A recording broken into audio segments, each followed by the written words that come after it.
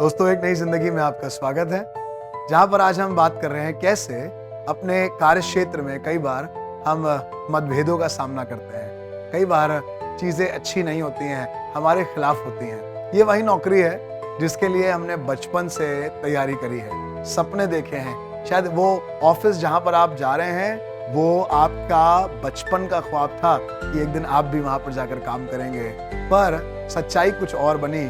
जब आप वहां पर काम करने गए, जब आपने वहां पर रहना शुरू किया तो चीजें अच्छी नहीं थी, बड़ा डिस्क्रिमिनेशन था।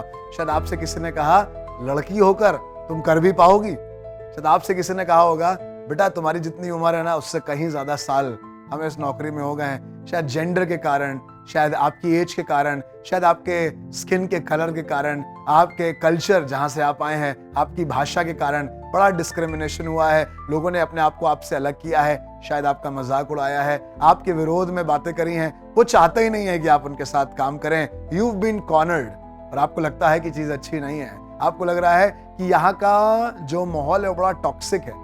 मैं आपसे कहना चाहता हूँ मेरे प्रिय भाई, मेरी प्रिय बहन, अपनी हिम्मत को ना छोड़िएगा, हिम्मत मत हारिएगा, क्योंकि आपने मेहनत करी है और परमेश्वर ने आपकी मेहनत को सफल किया है और इसीलिए आप यहाँ पर पहुंचे हैं। परमेश्वर चाहता है कि आप तरक्की करें, आप बढ़ें और सुख और समृद्धि को हासिल करें। Yes, there are challenges, there are struggles जो आज आप महसूस कर रहे हैं, पर मैं आज आपको परमेश्वर के वचन से एक बात बताना चाहता हूं जो आपके उभारे जाने के लिए है। जब लोग आपको आपके जेंडर की वजह से, आपकी बोली की वजह से, आपके फैमिली बैकग्राउंड की वजह से डिस्क्रिमिनेट करें, आइए परमेश्वर की ओर देखें, क्योंकि प्रभु यीशु मसीह के वचन में एक बहुत अच्छी बात है जिससे मैं आज आपको बरकत देना चाहता हूं।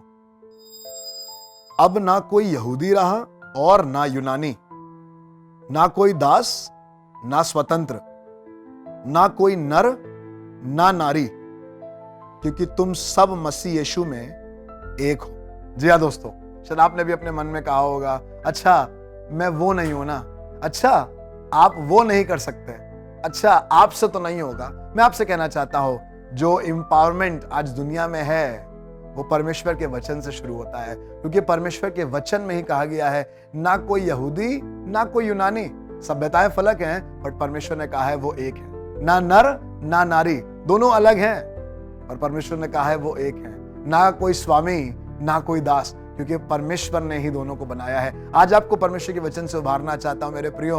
अपने स्ट्रगल्स में, अपनी परेशानियों में अपने आप को कम मत आकिएगा। जब लोग आपसे कहें तुमसे नहीं होगा, कहिएगा मेरा परमेश्वर मुझसे करवाएगा। जब लोग आपसे आकर कहें, आपका मजाक उड़ाएं, आप कहिएगा परमेश्वर ने मुझे एक बनाया है, हम एक हैं और ये संदेश आपके लिए है।